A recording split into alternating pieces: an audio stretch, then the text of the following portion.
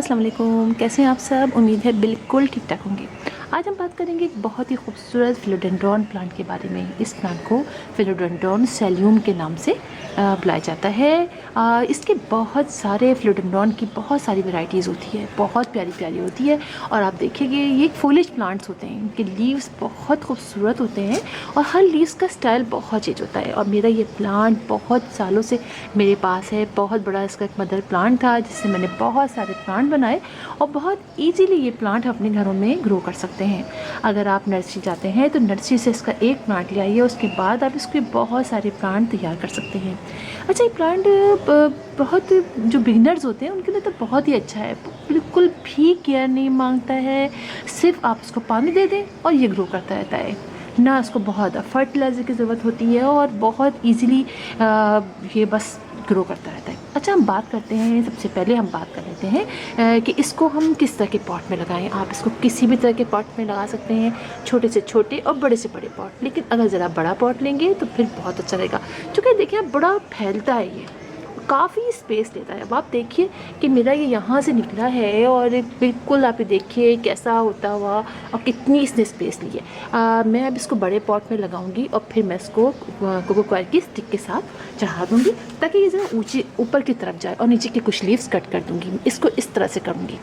अभी तो खैर लॉकडाउन चल रहा है और हमारा बाहर निकलना नहीं हो रहा है।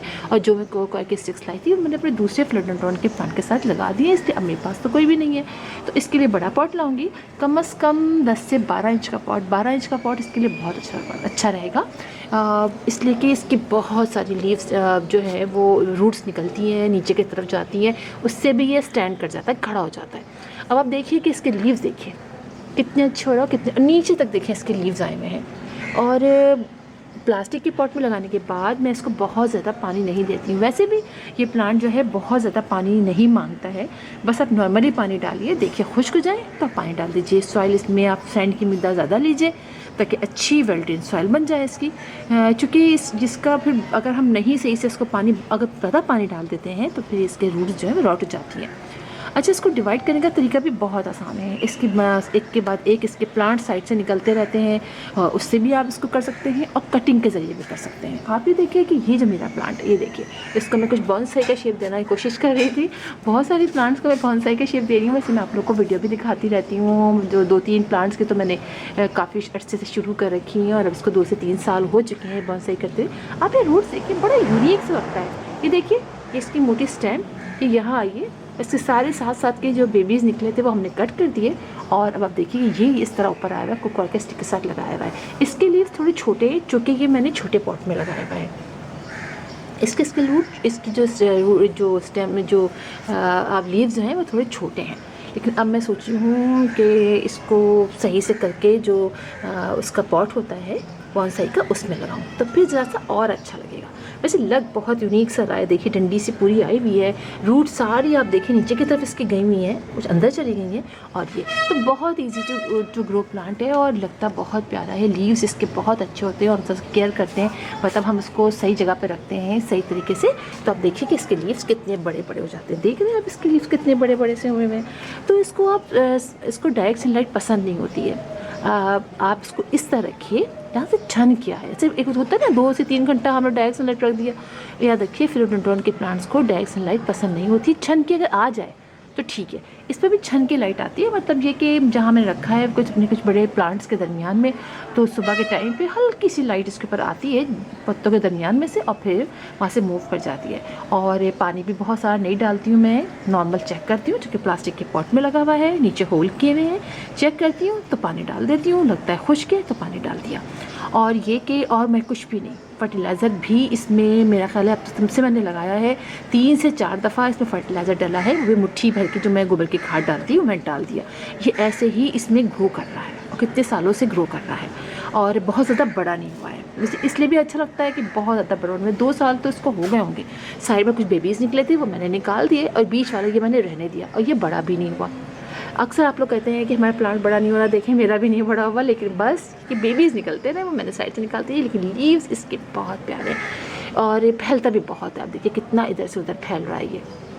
तो ये बात है। और कोई भी इस पर अटैक नहीं होता किसी भी किसी का तरह के कीड़ों वगैरह का। और आप अगर अंदर रखना चाहें तो आप इसको अपने इंडोर, क्योंकि ये एक एयर प्योरीफाइंग प्लांट भी है, तो आप इसको बहुत इजीली अपने अंदर रख सकते हैं। हाँ, बस एक कोई कॉर्नर ले लीजिए लेकिन जहाँ पर थोड़ी सी लाइट आती हो। ट्यूबलाइट में भी चल जाता है ये प्लांट, ऐसी बात नहीं है ट्यूबलाइट में नहीं चलेगा, ट्यूबलाइट में भी चल जाता है, लेकिन ये कि थोड़ी सी अगर आप लाइट आएगी तो भी बहुत ही अच्छा है। फिर इसके जो नए नए लीव्स निकलते हैं ना, उसके कलर बड़े अच्छे, बाद में थोड़े से डार्क से हो जाते हैं। जो नए लीव्स निकलते हैं बड़े लश ग्रीन निकलते हैं, प्यारे प्यारे से बहुत होते हैं, और उसके बाद इनके कलर थोड़े से डार्क हो जाते हैं। तो लिहाजा अगर आप इसको बहुत छोटी प्लेस में रखेंगे तब भी बहुत डार्क डार्क होंगे, तो नए डार्क डार्क होंगे, और वैसे भी बाद में ये डार्क हो ही जाते हैं। देखिए मेरे डार्क ही हो गए हैं।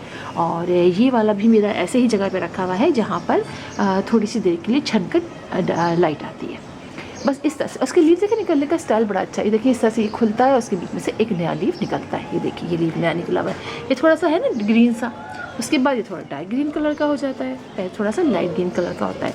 और अगर आप वैसे ये भी अच्छा रहता है कि आप हर 15 डेज से जहाँ अपने सारे प्लांट्स को आप डालते हैं यानी लिक्विड फर्टिलाइज़र, इसको भी डाल दें तो बहुत अच्छा है, मना नहीं है। मैं तो आपको सिर्फ ये बता रही थी कि अगर ना भी डालें तब भी ये प्लांट बहुत अच्छी तरीके से ग्रो करता है। तार में 3 दफ़ा आप मुट्ठी भर गोबर की खाद डाल दीजिए और ये ग्रो करता रहेगा।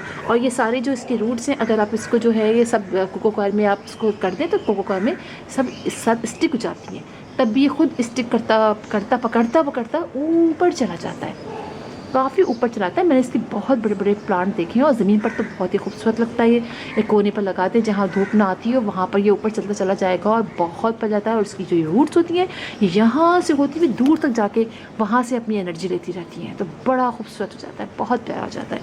तो आप इसको लगा सकते हैं और बहुत अच्छा प्लांट है। फिलोडेंड्रॉन की ये वैरायटी मुझे बहुत ज़्यादा, वैसे तो सारी अच्छी होती है लेकिन मुझे ये बहुत अच्छी लगती है।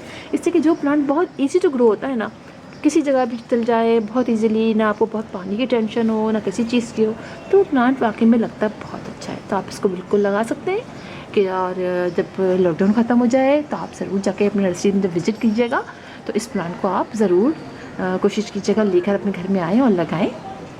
तो फिर इंशाल्लाह आपसे मुलाकात होगी किसी और वीडियो में किसी और टॉपिक के साथ। तब तक के लिए अल्लाह हाफिज़।